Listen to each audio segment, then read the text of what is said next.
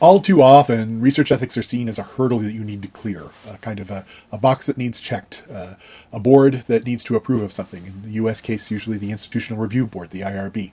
Once you've done that, all engines full, full steam ahead, phasers on blast, a green light. You don't have to worry about it because you're now doing work that is officially ethically golden, right? I want to challenge that as obviously, I mean, it is a caricature, but I've seen researchers who kind of feel this way. Oh, it was approved by the IRB. I'm good to go. I want to kind of challenge this as being pretty deeply inadequate. We talk about ethics throughout this program. It's kind of one of the reasons the program exists. But in particular, research ethics, we need to think more thoroughly about what that means. It needs to be something that is a constant part of the process of doing research. It needs to be a layered interrogation of what we're doing, a reflexive process at each step of the research we're doing. So I am asking you to go and do the city certification, as you're required to do as a social science researcher at a U.S. institution, obviously. So you've got that cleared if you haven't already done it in another class. And when you look at that, you're going to go through the standardized materials that talk about some of this. But I'm going to say that is the absolute minimum rather than the totality of what you have to think about when you're dealing with research ethics. We need to walk through some of these layers, including the question of how results are interpreted, how they're archived, how they're reused, and how that introduces risks, not just to subjects, but to the society as a whole at each step, and how we need to balance those risks. No doubt you've run across this phrase, first do no harm, which is supposed to be part of the Hippocratic Oath. It isn't. It doesn't show up there. I'm not actually sure where it comes from. I probably should have done a little legwork to figure out where that first appears. And so, hey, that might be a good place to start, right? If it's good enough for doctors, it's good enough for us. Well, it's not good enough for doctors, obviously, because it's not usually part of any of the oaths that people agree to. It's the actual Hippocratic Oath says something along the lines that a physician promises to follow a regimen that, according to their ability and judgment, they consider beneficial to the patient and to abstain from what is deleterious or mischievous. That actually is a little closer to what we could do, and it really hints at some of the pieces here. It suggests that harm is not always avoidable. And that's certainly true for doctors, right? Most of the treatments that you'll get from a doctor introduce risks. The point is that those risks are balanced against potential benefits. And that is always the case for social research, too. There is never a case when the research you are doing does not introduce some risk, however slight that risk may be. And so you have to ask the two sides of that equation, right? How much is the risk that I am incurring on the part of the people that I'm studying? How much is that risk worth in terms of the potential benefit of a particular piece of research? And sometimes it's very difficult to do that in a realistic way because we may think more about the outcomes than we do about the effects on the people we're studying. That's kind of a natural thing to do, right? We're trying to come up with solutions that affect not just the people we're studying directly, but potentially the broader society. And so it's somewhat natural that we would tend to think more about the good than the harm. We often will do that about just about everything we do. And so we have to kind of get into a practice of when we engage in inquiry of thinking about the ways in which human behavior, institutions, studying human behavior, institutions, conflict, and systems of power all incur risk. And so we should be thinking about how we can minimize that where possible and justify it where it can't be completely eliminated.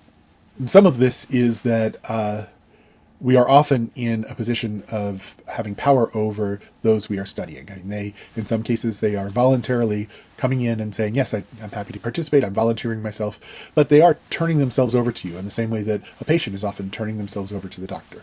You're often in a position, at least in this particular narrow piece of research, in the position of expert. Even if you're not actually wearing the white coat of the lab, theoretically, they come to you with the expectation of that you will be, in some sense, taking care of them. And so they've turned themselves over to you in some way.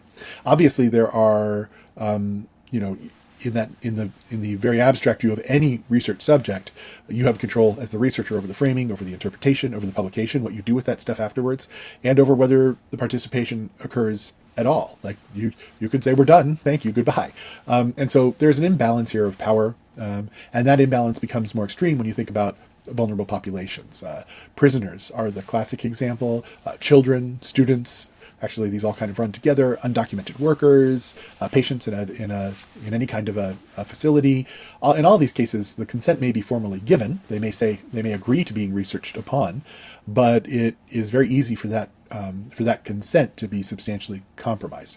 A prisoner can very easily fear retaliation. I've done work with prisoners, and this is a really difficult process because power is so kind of pervasive in that environment that it's really difficult to figure out.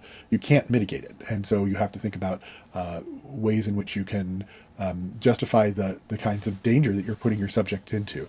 Students may worry about grades or recommendations, even if it's not directly tied. A child can't fully understand in many cases, what the long-term consequences of their participation are. Nobody can, but particularly a child may not be able to. And this, I worked with a group that did research with children, becomes, the simple answer there is you have to make sure that parents are able to consent on behalf of their children. And that is generally what someone will say to you. If you bring this to an IRB, they'll say, well, you just need to make sure that the parents sign off on this. But in many cases, it is the parents that introduce the risk. If you're studying particularly vulnerable groups of children, the parents may be the ones that are the source of the risk. And so this is a challenging process in any case.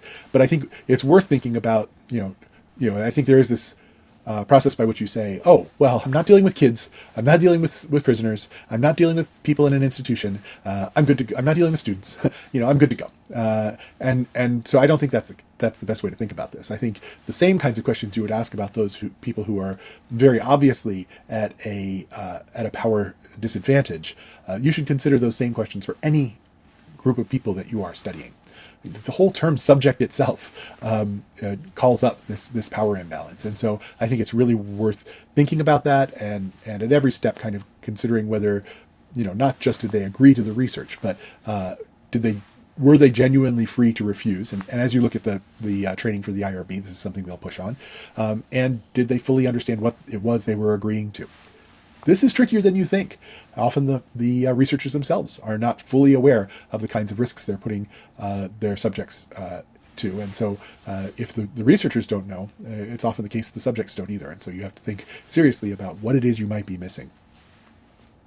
There's another piece here, which is that I'll give an example of this. I think this is far enough away in time from when it happened. I was having lunch with some graduate students. I was a fairly young faculty member, and they were working on a project. And the project was funded by DARPA, Defense Advanced Research Projects Administration. This is DARPA has funded lots of stuff in kind of our area from the internet forward, and so they're a major funder. This may have been funding that was from the Department of the Navy, but in any case, it was military funding of some sort. And they had been tasked with kind of having an autonomous robot be able to move through an urban space and into buildings and out of buildings. And so this was very cool. They were roboticists. They were looking at AI and kind of how to allow robots to act autonomously. And then, halfway through the project, the funders asked, oh, and can you, if you don't mind, if you would also enable the robot to be able to fire a Nerf gun at identified targets. And so I think a lot of these, when people are taking military funding, it's obvious that the use of the funding will eventually have a military outcome. This was just too thin a veil that they were designing killer robots without really wanting that to be what it was they were doing as graduate students. And so, that's a very extreme example. But anytime that the funder has a vested interest in what you're doing, that is going to really kind of accelerate the questions of power imbalance.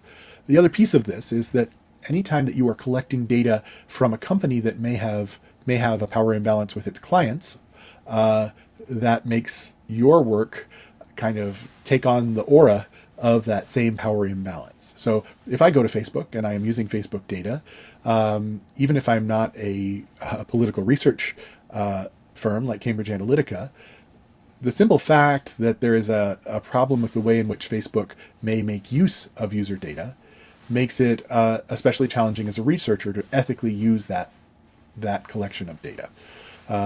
So this is challenging, and in the U.S. context, I was really surprised at one point to go to a conference in Europe where generally you think, or at least I thought at the time, that they have a more thoroughgoing approach to ethical research, and to hear research from, for example, folks looking at mobile use and using data from Nokia, where Nokia had recorded everywhere the people had gone in a city and everyone that they had called, kind of the sort of data that the NSA kind of got in a bit of trouble for having recorded. And here it was that the person had approached Nokia, and Nokia had said, sure, we have all this data, here you go. Now, this raises all kinds of problems, because the users may not know that they're giving this data, or may not be fully informed of the degree to which the data they are giving to Nokia. Nokia probably never told them they were going to share it with researchers, and here you are with all of this data. Is that something you can ethically use? And I'm not saying it's not. Honestly, I'm not saying it's not. But I think especially something like that is extraordinarily fraught in terms of your choices about how you would use it, and whether the risks outweigh the potential benefits to the people who have been recorded and to social outcomes more broadly. All right, so I've gotten a little bit far afield here. I do want to kind of go back to this gateway question. Initially the people asking the question of do no harm, of first do no harm, or making sure the work they were doing was ethical, were people working individually. And in that case, individually, yes, I can hopefully, depending on my own kind of moral core, I should be able to make an ethical evaluation about the work that I am doing. That becomes more complicated when we involve funders, but also when we start to involve teams of researchers. And the rise of institutional review boards in the US didn't just come out of people thinking about, oh, let's make sure we're doing more ethical research. It came out of a number of incidents over years and years and years that were really horrific examples of not reducing harm, of directly harming research subjects in pretty extraordinary ways. So it is a set of expectations around having an external board review what you're doing, with the assumption that you avoid some of the problems of an internal group kind of ducking some of the responsibility. I'm part of a group. We're collectively doing this. Someone above me, I'm not sure who, has said it's okay. All of these add to the possibility of being able to do unethical work. And so the idea of the IRB is to kind of move that aside to a group of peers that are not directly involved in the research, and they can look at your protocols and make sure that you've done what you can to reduce harm. And if it does not do enough harm reduction, or if it does not show that it has enough benefit, that board will say no. More likely what they will say is, you need to do more. Here are some suggestions of ways you can do more to mitigate some of those risks. All right, again, we're good, right? If we have the approval, we're good to go. No, that gets rid of giving syphilis to people who don't know they're getting syphilis, right? This gets rid of torturing children, but it doesn't really get you out of the problem of having to think more thoroughly about the kinds of things you're doing. Let's talk from some of the lower risk kinds of things that we do. I will say that traditionally IRBs and research ethics in general, those who are thinking about it, see things on a bit of a spectrum between observing and interacting. So if you lie to people coming in about what's going on, or you interact with them in any way, but particularly if you are deceiving them in some way, that's seen as a kind of a particularly high risk environment. I worked with a colleague at a previous institution where we had set up a fake TSA so that we were screening people that were coming in to get on airplanes. And this was supposed to be it was actually an environment in which people from around the United States could test various forms of lie detection or threat detection. And so people used all sorts of different things from, the Israelis had a lot of success with a rug that detected whether you were shifting when you were at the counter getting your tickets, right? And so there was someone there that did micro expressions. There was someone that had a device that would measure your pulse from a distance. And I think I can say all of that. If not, too bad.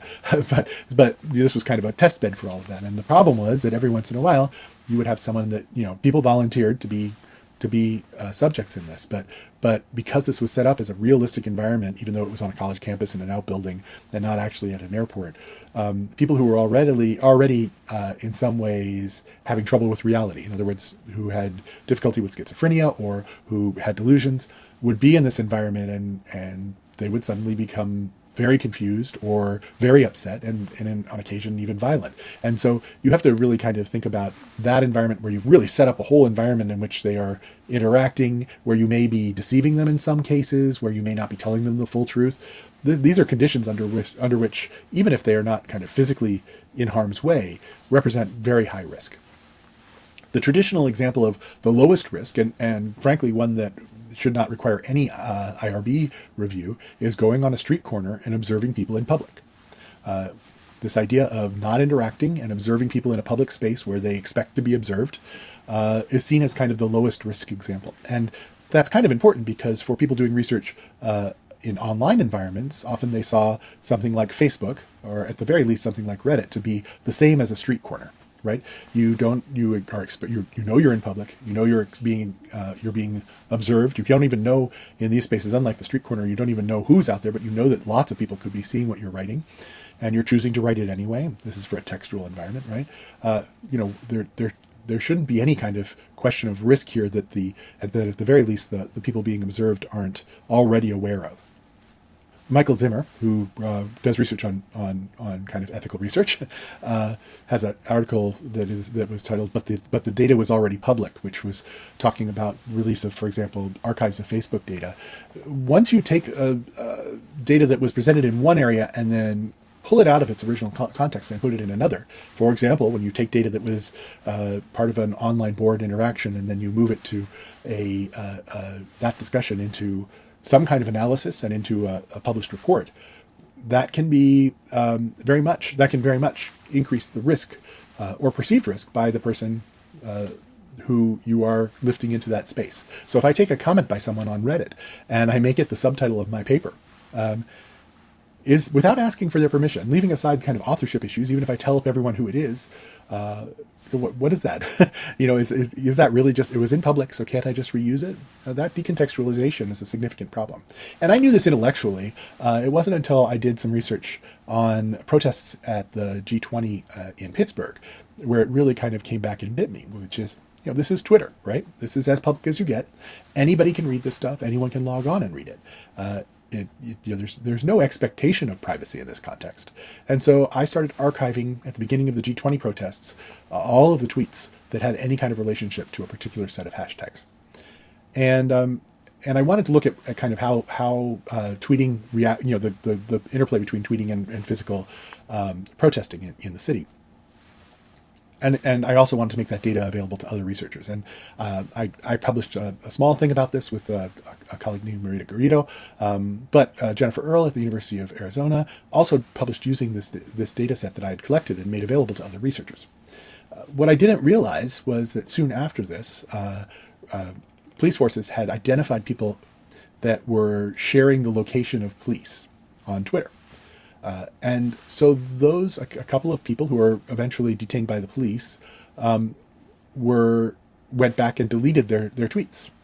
But I already had them in the archive and had publicly represented them, right? This was a clear violation of their privacy at this point, because although they had presented this in public, they had then withdrawn themselves from the public, and my recording of their public interactions remained. And this put them in legal harm. I don't believe that they were actually used in that way. The police had other investigatory data that they were using for this, mostly radio communications rather than tweets. But the fact that they tweeted the location of the police was part of their case against these folks.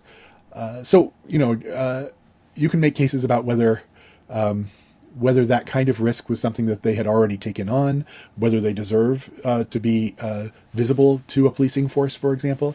But for me, it really was kind of a moment where I said, okay, this was a risk that despite knowing about the space and knowing about Twitter, I had definitely failed to anticipate. This was I was blindsided a bit by this. And I have to say that incident really kind of changed the way that I engaged in research from there on. This is not a good way for people. No, we shouldn't have researchers making dumb mistakes, and that's why they become more ethical. You should start from that basis. But for me personally, it was because I made that error in judgment that I really started to reconsider how important ethics were to the kinds of practices I engaged in. I want to touch really quickly on this, one of the pieces here that's related to the Twitter incident, which is some people will say, I'm not studying people, I'm studying texts. And there is a clear example of this. I've done some research where I had a very large collection of newspaper articles over a period of 12 years, and thousands of these. And when journalists and editors and newspapers put these together and publish them publicly, I think there's a very clear expectation by those groups that these are part of the public record, that they are not sort of directly tied to the people who are making them, that they're a product that's being presented to the public.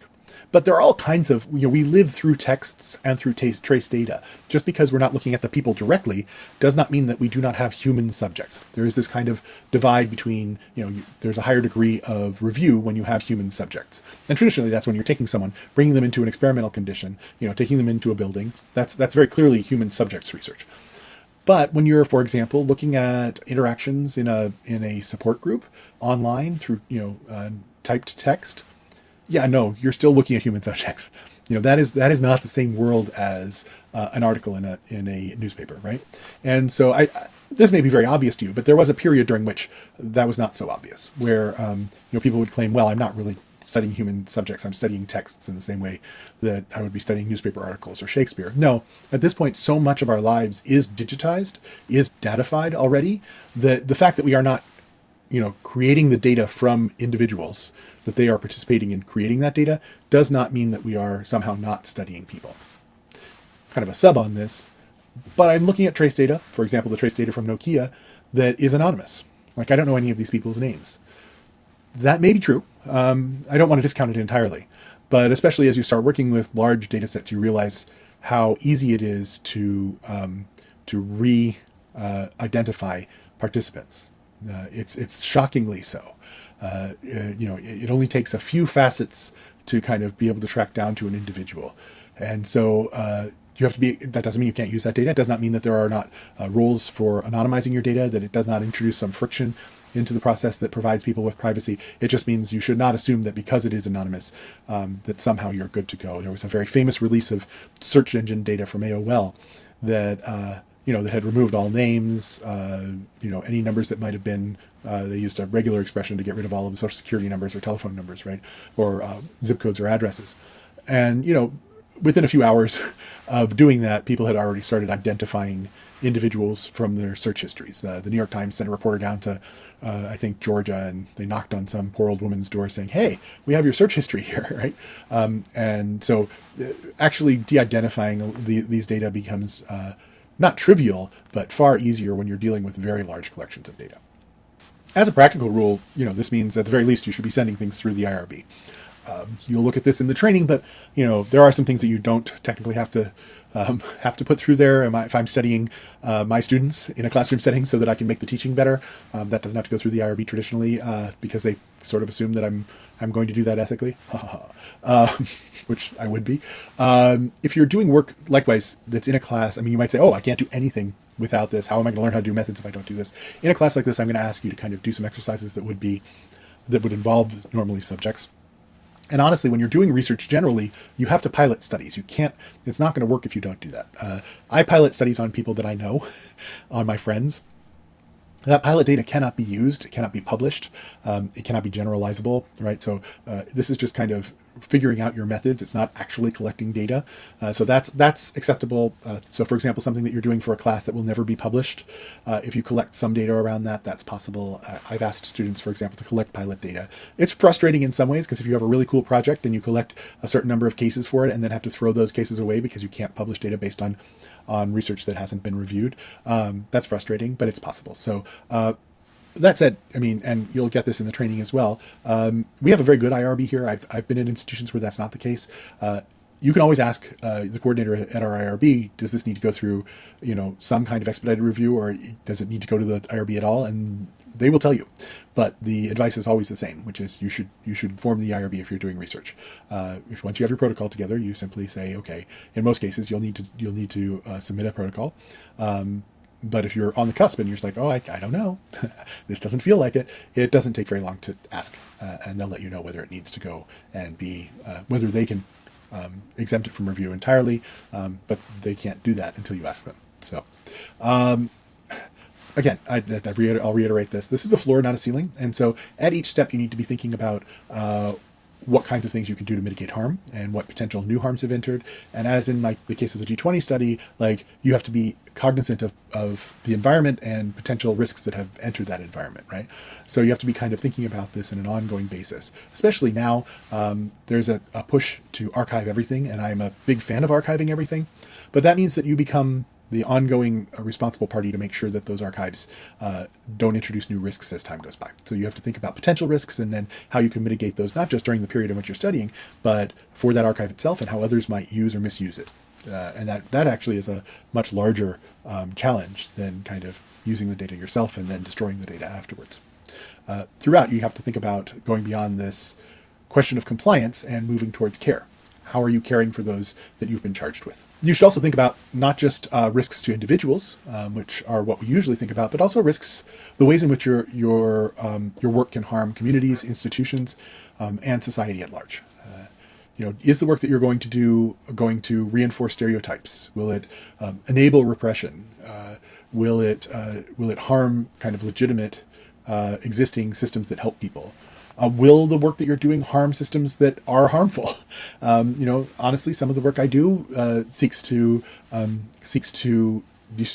some ways, hobble repressive regimes or hobble groups that might do harm to others. And so, that's a really tricky one, right? Like if I'm studying a group of white supremacists who have physically harmed people, they are my subjects, but the question of whether I harm them by disrupting their community or telling others how they might disrupt their community is frankly superseded by what that means for the wider society. And so that's very challenging.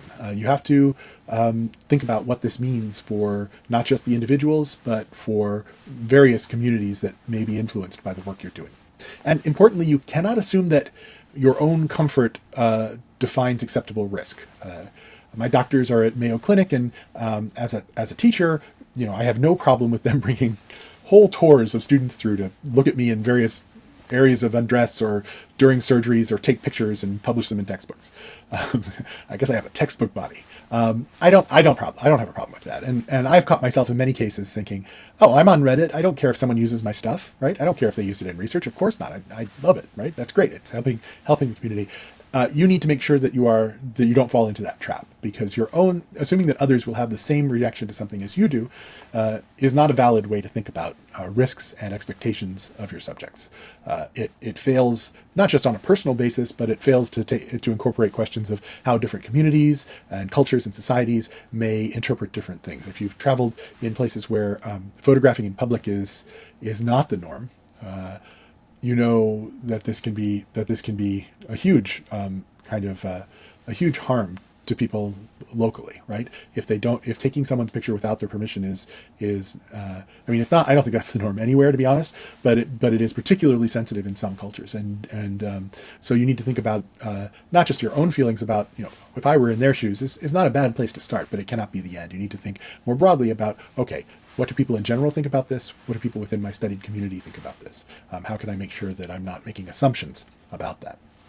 Also, you need to think about the advantages that you're bringing to these folks. Again, not just to the individuals, and not just to the society at large, but also to their communities. And you might, by the way, think, I'm going to pay them, or give them a Starbucks gift card. Be careful with that, right? Because sure, that can be a benefit, but it can also really interfere with this question of power, right? If you are asking someone to give up or to take on a particular kind of risk, and they have to balance that against whether they'll have money to give their child a gift this year, that's a problem. And the IRBs will kind of check you on this as well. So if you are giving away an iPad to one of 1,000 people who are filling out your survey, this is not uncommon. It's used a lot in survey stuff. What does that mean for people who are gambling addicts? I mean, you really do have to think about whether your benefits are benefits to start with. But then you also have to think about whether there are some ways that you can provide benefits beyond the sort of broad, I am improving our knowledge of society. And that should be what you're doing, of course.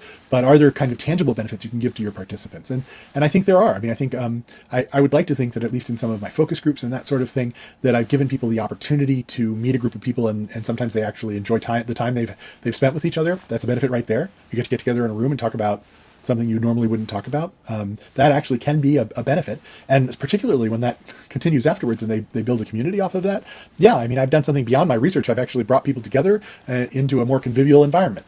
I've done things where I have them do a quiz or something, and that is both an enticement because people like to do quizzes, And also it provides them with something that they might not know about themselves, right? So I can give some examples of this, but there have been a number of studies where, at the very end, you find out something about yourself, but you're also contributing to a larger set of research. And that can be a benefit as well. Again, not just to everyone, but also to the individual who's contributing.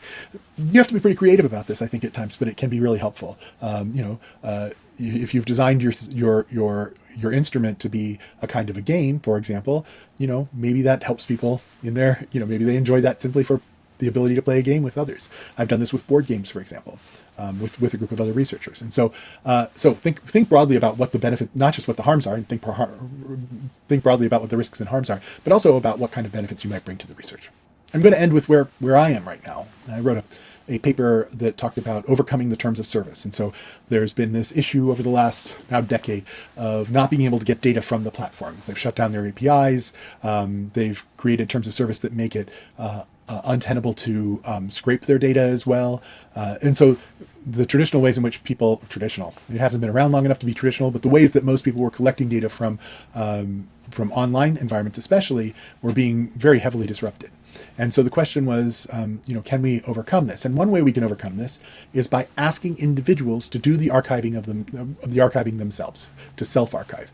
Under law, in some places, you're allowed to kind of do a takeout, and you can do that now in the United States too, in part because of the GDPR and rights given to European, digital subjects of Europe. You can then go into Google and say, I want it, or Facebook, and take out your data. You can remove it so that it is portable, right? And so if you ask subjects to do that, then there is a lot of nuance here about how you can do that and what tools you give them to in some way kind of protect their own privacy when they do that. But you've involved them more directly in the process of collecting that data, right? In fact, they are working with the platforms to collect that data and have a much broader view then of what kind of data is being collected. You've involved them directly, and I would say that they are no longer subjects, but participants. And I really am trying very hard to make sure that they make that move from subject to participant in much greater and more substantial ways. Are there ways that I can involve my subjects, the people I'm working with, in the analysis of the data, in the collection of the data, in the interpretation of the data? I certainly, when I do something about a community, for example, will take my initial results and take them back to the community and say, hey, am I misrepresenting something here? And often there will be there's not going to be depending on the community, I suppose, but so far I haven't had people say, oh, yes, it's perfect, or no, this is not at all us. So usually there's some variation there, and people are not always on the same page, but at least you get a chance to reflect back to the community and have them participate in this a bit, and I can include that in my work, and lots of people do. And so I think, part of the idea of having a good ethical practice is to think about the agency of everyone involved, and to think about the power that you're naturally going to want to give to yourself, and that you naturally will have because of the situation. And one of the ways to mitigate that is to invite those you're studying to be part of the research in a way more than just as tokens, as informants, as people who are subjects in your work. So for me, and this is an ongoing process for me as well, driven in part because of mistakes that I've made, I think as I move forward about how I can involve communities more directly in the work that I'm doing, not just in terms of my practical work, but also in terms of my research.